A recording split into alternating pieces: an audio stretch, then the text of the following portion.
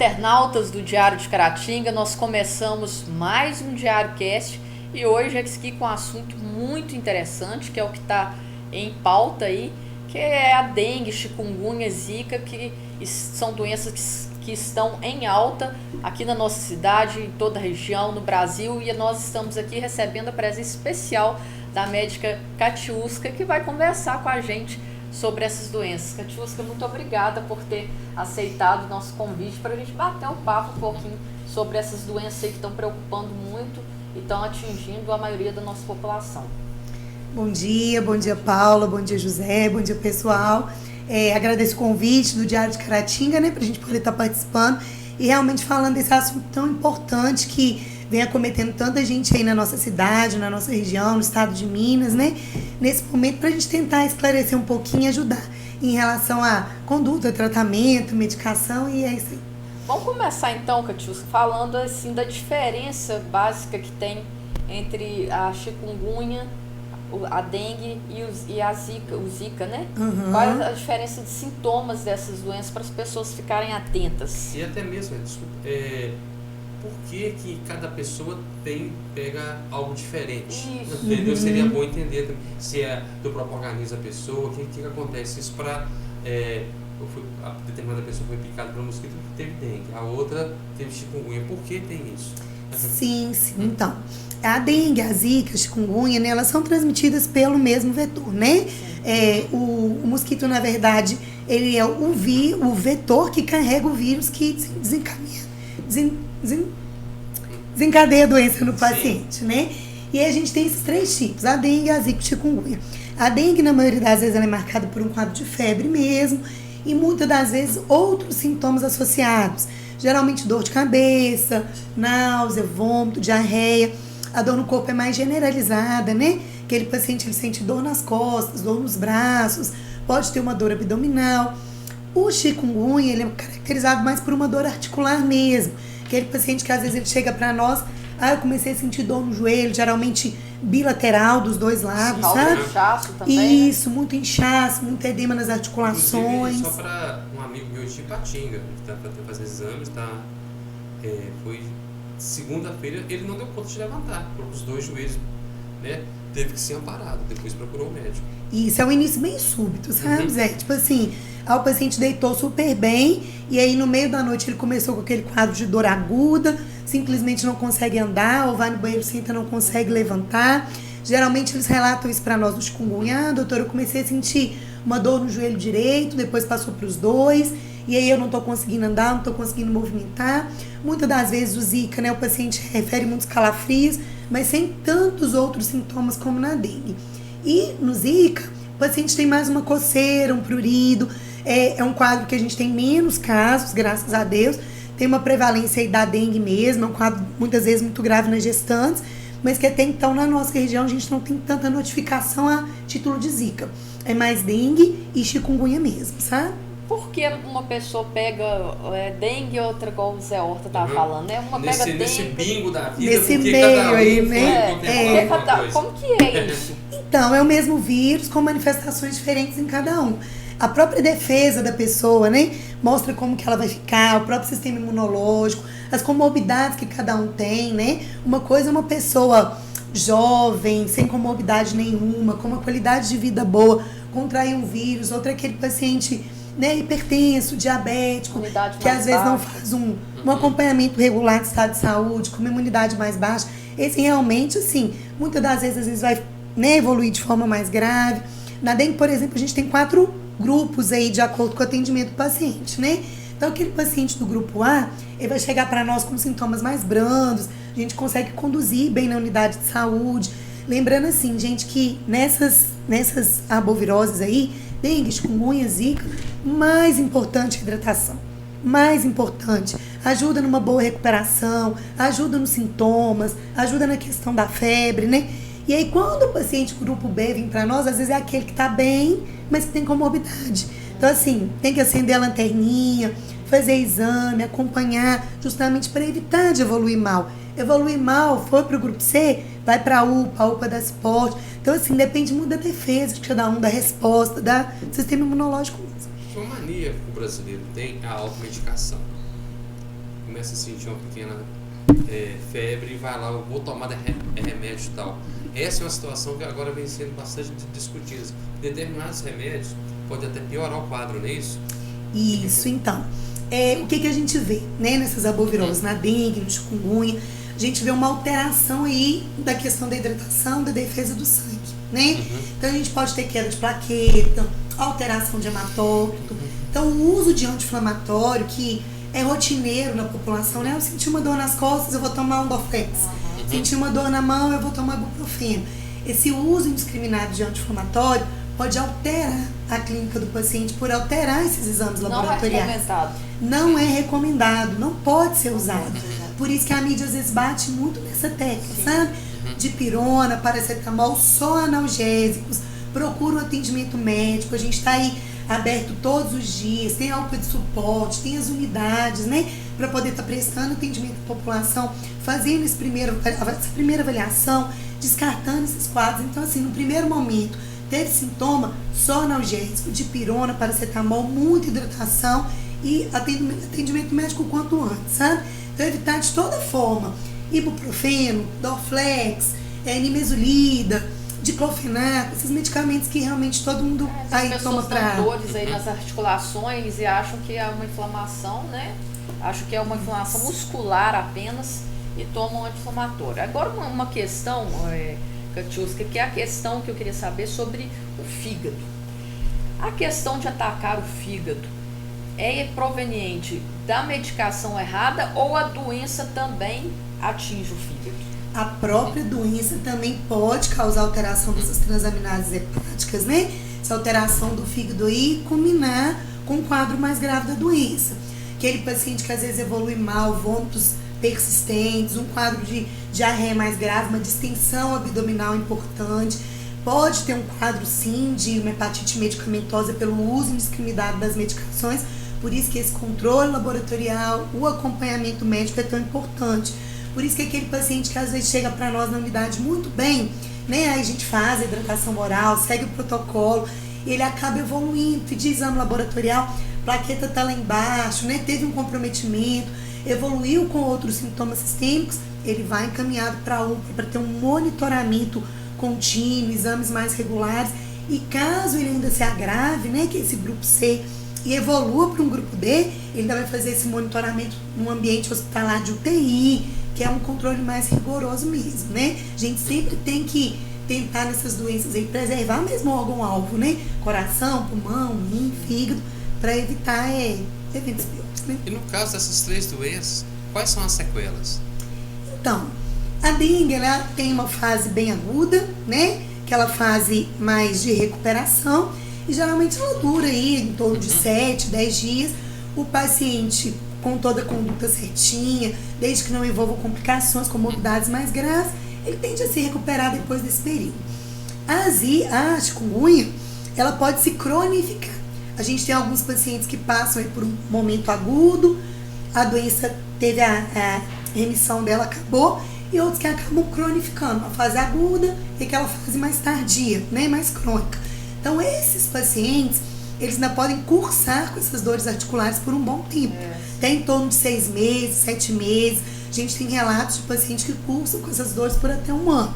Lembrando, mais uma vez, batendo na tecla, né, que quanto melhor a hidratação desse paciente, mais rápida a recuperação em relação à imunidade, defesa, dores, quadro febril, sabe? Sim. Então, assim, a gente tem esses pós e contras aí. Hoje a gente tem visto os pacientes com uma demora bem maior em relação à recuperação nesses quadros de chikungunya mesmo, comparado a... Você estava falando que houve um trabalho aí maior durante o carnaval, né? Você trabalha na unidade do bairro Zacarias. Isso. Como é que foi isso? Você falou a questão de casos, como é que foi isso?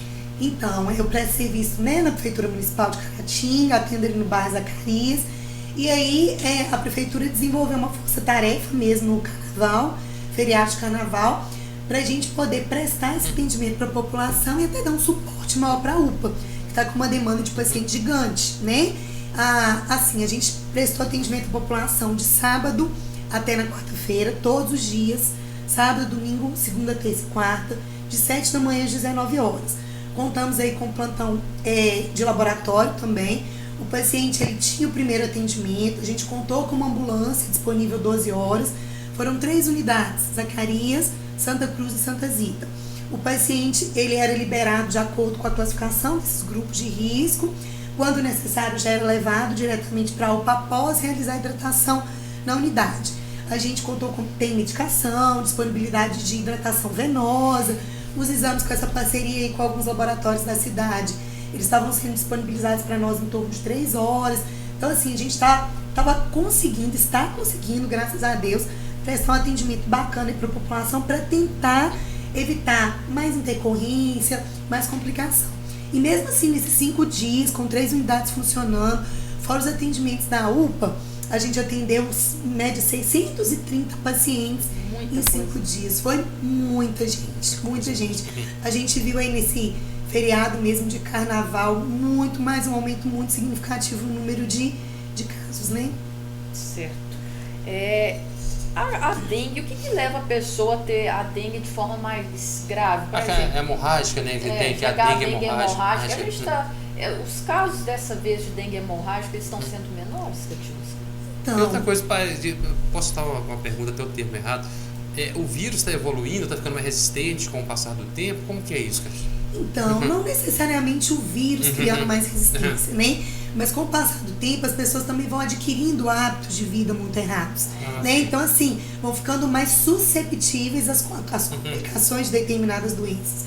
Hoje as pessoas às vezes se alimentam muito mal, são mais sedentárias, têm hábitos de vida, correria mesmo no dia a dia do trabalho, né? Dorme pouco, então assim, se alimenta em horário errado.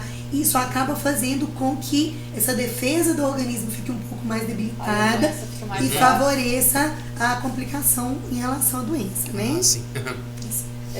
Uma pergunta até interessante, a gente estava conversando sobre isso. A pessoa que está doente, tá contaminada com a dengue, com a chikungunya aí, ela precisa continuar fazendo uso de repelente, porque como é que é essa questão? O mosquito picou uma pessoa que está doente.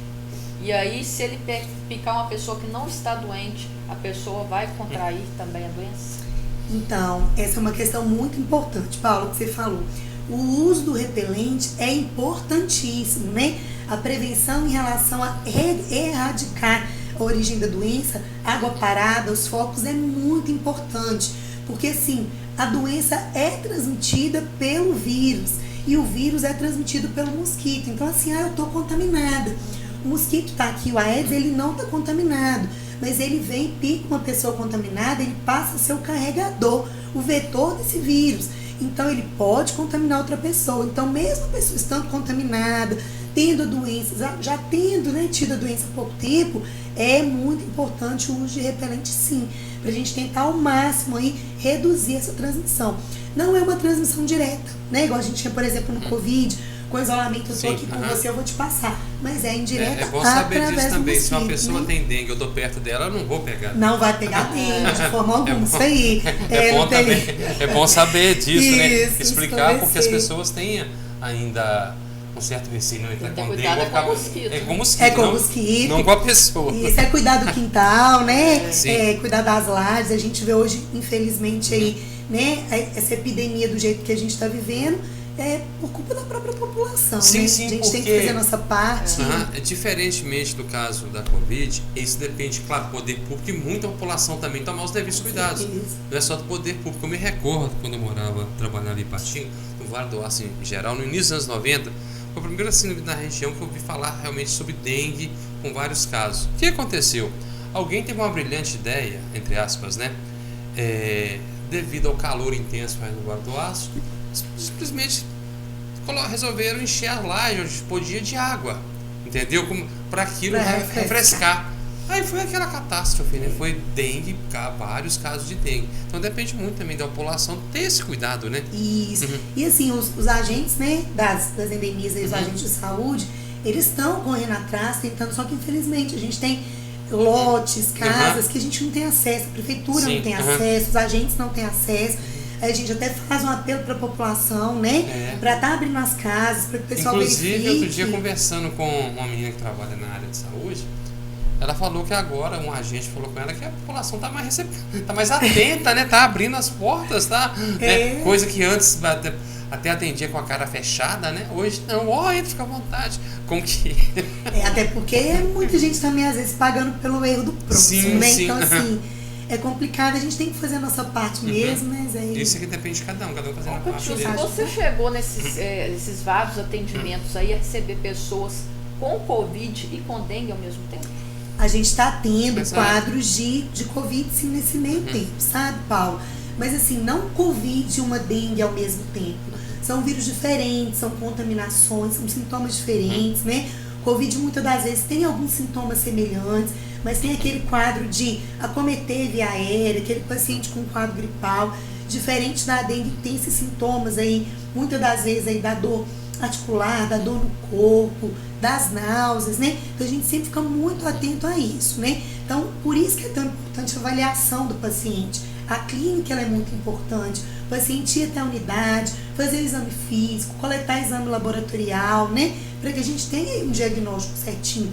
Hoje, graças a Deus, a gente tem aí a vacina do Covid que ajudou muito para que a gente possa estar aqui batendo, né? Tendo esse bate-papo e tudo, mas assim, a gente ainda tem caso, né? A gente tem que preconizar os cuidados da saúde desde, independente da epidemia, na atenção primária, para caso isso aconteça, o paciente ter uma saúde boa, uma resistência, uma imunidade boa e a gente evitar mesmo o tanto de óbito que a gente vem vendo ao longo dos anos por certas complicações. Né? Paulo, desculpa, só uma observação a respeito da Covid. Gente, tem a vacina à disposição, que as pessoas se vacinem. Até a gente brincava que é um jeito de falar, né? A Covid é uma palavra que eu não aguentava mais escrever no jornal. Todo dia tinha Covid. Só para fazer um alerta, o Estado de Minas, o governo de Minas, conforme a matéria do Tempo divulgada hoje, o governo de Minas atualizou os dados da coronavírus no estado em 2024. O balanço da data de terça-feira, dia 20, indica que 60 pessoas morreram neste ano em decorrência da Covid. Então a doença está aí. É bom avisar. E tem a vacina. Tá? Falando dessa questão da vacina aí, Zé, a gente já vai entrar na questão da vacina para dengue, contra a dengue, né? Espero também que não tenha negacionistas da vacina no caso da dengue também. No caso da dengue, Catiusca, a gente vê que a vacina ela chegou primeiro para crianças e adolescentes, né? E eu queria saber de você por que para essa idade, e a gente conversando aqui antes de começar também, a vacina é contraindicada para idosos. Como é que está essa questão? Gestantes também, né? Gestantes. Por que para essa idade apenas e não para os idosos? Então, em relação à vacina, a gente não tem tantas informações em relação a essa vacina da dengue, sabe? É uma vacina nova, né? A gente sabe que ela já estava no mercado aí privado há algum tempo, para quadro de pacientes que já tinham tido contato com o vírus. Hoje a gente tem variedade da vacina para pacientes que tiveram o vírus, para pacientes que nunca tiveram contato com a dengue, né? É a dengue que está aí no nosso meio. Porém, ainda existem algumas contraindicações. São pesquisas recentes, né? Diferente, por exemplo, da vacina do Covid, que acabou sendo desenvolvida no mundo inteiro por ser uma pandemia. A gente vive esse momento de epidemia de dengue, onde o Ministério da Saúde está correndo atrás, tentando fazer, né, essa expansão, mas a gente ainda não tem acesso a ela da forma como a gente gostaria.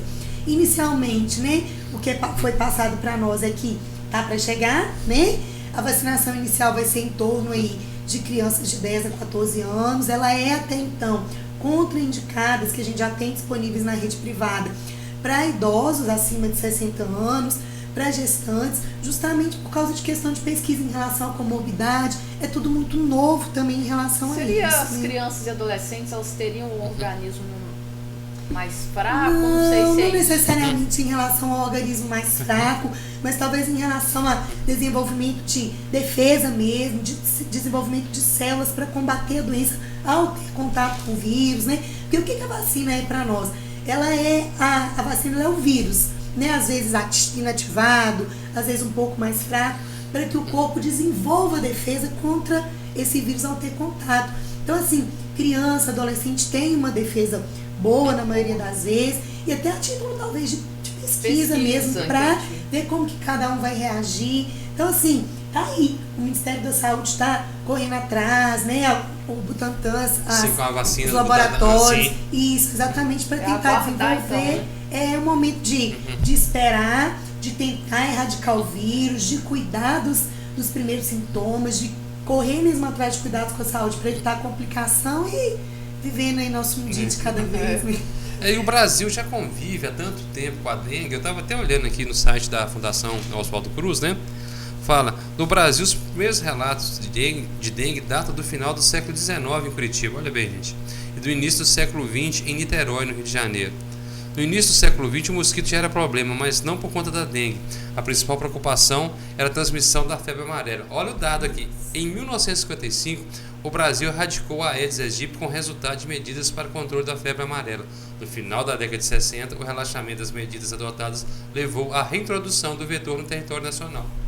Hoje o mosquito tem encontrado em todas as partes, tinha sido erradicado, segundo o site. E até assim, puxando um gancho a título dessa questão da erradicação, a população às vezes fica muito, mas o fumacê não está passando, isso é né? importante. Cadê o fumacê? A gente tem que lembrar aí que tem muitas coisas que também não dependem né, diretamente do município. A passagem do fumacê, que é um inseticida, né? No carro, que é o ABV para tentar combater o mosquito aí também, ele é determinado de acordo com o nível de contaminação do município pela Regional de Saúde. Então, assim, para que ele possa ser né, passado pelo município, disponibilizado, tem que ter um número X de casos por cada 100 mil habitantes. Então, assim, quando o município entra no nível de alto risco, muito alto risco é em torno de 300 a 500 habitantes por cada 100 mil e muito alto risco a partir de 500, a GRS, que é a Central de Saúde, passa a disponibilizar esse fumacê para o município. Então a gente acredita aí que daqui a alguns dias ele vai começar. Hoje, pelo último boletim epidemiológico, se eu não me engano, Caratinga tinha em torno de 1.400 casos, né? Para a população ativa de em torno de 87 mil habitantes. Mas ele também tem o horário correto para poder estar passando, né? Sim. Período da manhã, finalzinho da tarde. Tem a questão da temperatura, não deixa de ser um produto químico, então, medida mais importante cuidado, mesmo, né, gente? Erradicar foco, combater água parada. Você falou a questão do horário e eu lembrei de outra coisa. O mosquito geralmente, eu li, não sei se é dessa forma, mas geralmente pela manhã e final da tarde é que ele está mais ali... Mais ativo para picar as pessoas. Passível de contaminação. E até falando em relação à questão de horário também, ficar muito atento à questão de vestuário, de criança principalmente. Né? Tentar estar sempre de calça comprida, meia, né? Idosos, estar protegendo os braços, extremidade, que é onde é mais fácil mesmo em relação ao acesso do mosquito para ocorrer essa contaminação. Agora, uma pessoa que pega dengue, ela pode pegar quantas vezes? Então, Paula, a gente tem 4 subtipos aí da dengue, né? Então, assim, às vezes aquele paciente, eu vou fazer um teste para saber se eu tive dengue. Se ele já teve dengue uma vez, vai lá fazer uma sorologia, o anticorpo de memória dele já vai vir positivo, né? Porque ele já teve um determinado subtipo. Ele pode ter de novo. Então, a gente tem, assim, 4 subtipos de dengue que a gente conhece, essa recontaminação pode acontecer. Antigamente, Catiusca, eu lembro que tinha questão assim, se você pegar dengue 2 vezes, a terceira é hemorrágica. Isso é mito, né? É mito. É igual aquela coisa assim, anemia vai virar leucemia. É mito, né? É mito. Cada caso é um caso, cada clínica é uma clínica, por isso a avaliação do paciente é tão importante. É porque é o seguinte, né, Paulo? Nossos avós tinham, outro dia até uma médica falou, não em tom de brincadeira, mas com uma recomendação mesmo, porque na região ela tem tanto mosquito, ela falou assim, olha gente, o ideal também quando for dormir, lembra dos mosqueteiros que botavam sobre a cama, vamos passar a fazer isso, é o jeito, né? Proteger. Até como forma de proteção, ela não, de forma alguma ela foi irônica, mas ela assim, como forma de proteção, todas porque as durante formas, porque durante a noite, a pessoa está dormindo, não tem, né, como diz, igual a gente fala, tocar o mosquito, ela falou assim, não estou sendo usando de deboche, é o correto. Eu descobri o mosqueteiro da minha avó, eu joguei sobre a minha cama e estou usando. Ela falou desse jeito. Na verdade, todas as medidas preventivas e de porque cuidado eu lembrei que a gente disso quando puder ter, você falou a questão do traje, né? Usar durante para as crianças. Né? Eu acho que o que fica de importante para as pessoas, primeiro a prevenção, né, Catiusca? Questão das casas, dos lotes vagos, as pessoas estarem atentas para isso.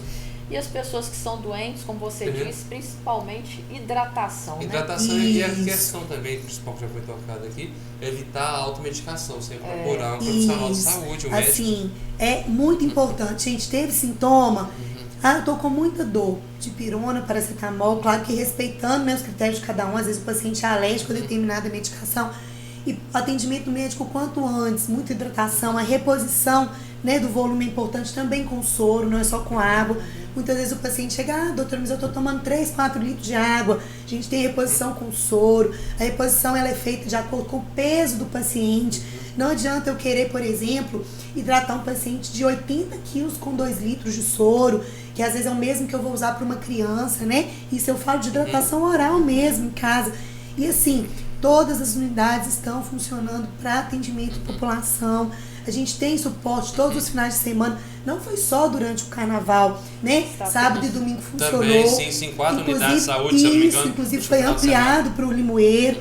Amanhã, domingo, tem também o Zacarias, o Santa Cruz, o Limoeiro, o Santa Zita estão funcionando, prestando atendimento à população. As enfermeiras do município passam na própria unidade coletando exame laboratorial, né, de alguns pacientes que estão lá em observação, para estar levando para o laboratório. O exame é disponibilizado com a mesma agilidade que na UPA. Então, assim, tentar evitar, por exemplo, eu estou passando mal hoje, ir direto para a UPA. Porque já está lotado, Lotada, né? vários casos, os PSFs estão disponíveis para atendimento à população. Sim. Então, assim, para tentar desafogar mesmo, não tumultuar, até porque às vezes o paciente vai para a UPA, vai ficar 3, 4 horas esperando, enquanto talvez com 1, 2 horas ele já fez o atendimento, já fez às vezes a hidratação venosa, caso precise, já saiu com a liberação do exame. Então, assim, é procurar atendimento, é se hidratar, tentar erradicar o mosquito, água parada de todas as formas e cuidar da saúde no geral, alimentar bem, dormir bem, prática de atividade regular e por aí. Katiuska, mais uma vez a gente agradece então você por todos esses esclarecimentos aqui para a população, né, para as pessoas que estão acompanhando. Também que é o tema mais importante agora, né? Pelos números de casos registrados. E assim, tem a dengue mata, né, sim, gente? Tem um caso então, suspeito em Caratinga, né? Tem assim, uma investigação. Tem investigação, sim. então é bom. Todo cuidado. Isso, todo cuidado é pouco, a vida ainda, é muito preciosa aí, né? Então tá, joia. Katiuska, muito obrigada realmente por estar fazendo esses esclarecimentos aqui pra gente. Esperamos receber você aqui não só hoje para falar outras de dengue, orientações mas para a população também. Que é muito foi importante bastante isso. clara, muito obrigada. Então, para você que assistiu, que vai assistir o nosso podcast, nosso DiarioCast, fica aí as recomendações, ter muito cuidado, tentar erradicar a doença, quando ficar doente, bastante hidratação e vamos ter o máximo de cuidado possível. Até a próxima. Obrigada, eu que agradeço o convite, pessoal, e estamos aí disponíveis para o que precisar. Bom, obrigado, bom dia. Obrigado por assistir nosso podcast. Não se esqueça de seguir nossas redes sociais. Ative o sininho do YouTube para receber mais conteúdos e vídeos e siga lá no Instagram, @Diário de Caratinga Oficial. Obrigado.